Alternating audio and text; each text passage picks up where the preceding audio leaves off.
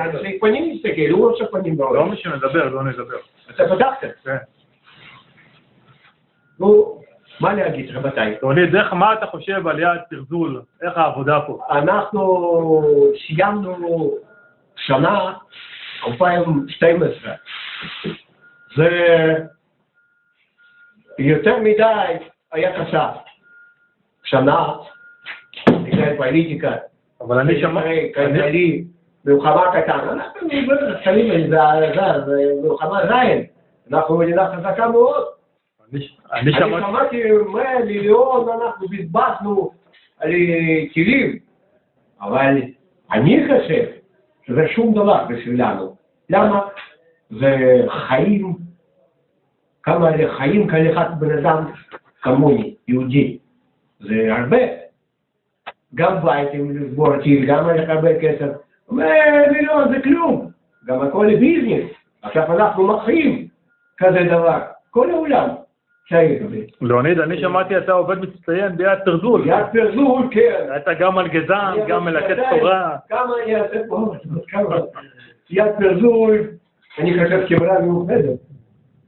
מיוחדת. יש בטח דברים שצריך לתקן קצת, לתמוך. עוד מעט תהיה ספירה, הסיפה. הכל מדבר. מקבל העלה במשכורת בטח. אני נותן את הסקר. זה לא בעיקר חשוב, אני מדינה קומוניסטית. בעיקר שיש עבודה, אבל כל הכסף זה לא משנה בשבילנו.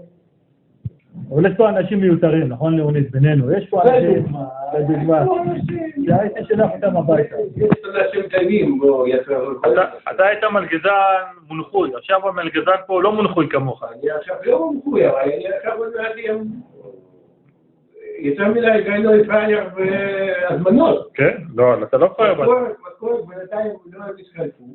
אבל אני כל היום, אני חושב שאנשים זרים שמים לב שאני פרייר גדול. אומרים, אתה צריך לעבוד מקסימום ולקבל מינימום. ככה זה ביד תרזול. כן, זה דבר, יד תרזול כמו מדינה קומוניסטית. כן, לעשות הרבה ולקבל מעט. אני חושב אם אני עבדתי ככה בארצות הברית, ברית המועצות. ארצות הברית זה שם, ברית המועצות. אז מדינה רוסיה לא נפלה. עכשיו אנחנו נתנסים בקומוניזם, אם אני עבדתי פה ביד תרזול. מה אתה אומר על דימה? מה אתה אומר על דימה? דימה בן אדם טוב. אבל הוא נרקומן לשעבר, לא נשמע טוב. עבר חיים הוא בסדר. עכשיו הוא בסדר, יותר בסדר. דימה עושה חינוך בשביל אנשים שבאים ביד תרזול.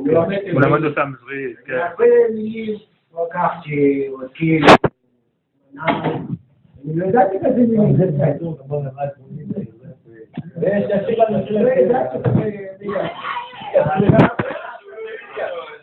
ליאוניד, אני צריך ללכת הביתה.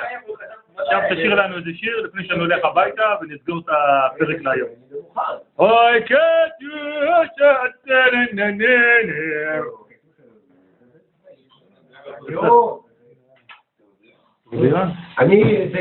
אני אשלם דש. מה תתקשרת עליי, גברת? כשיהיה הזדמנות, אנחנו עשינו לסיבה. עם אקורדיון. כאן תם סיפורנו להיום.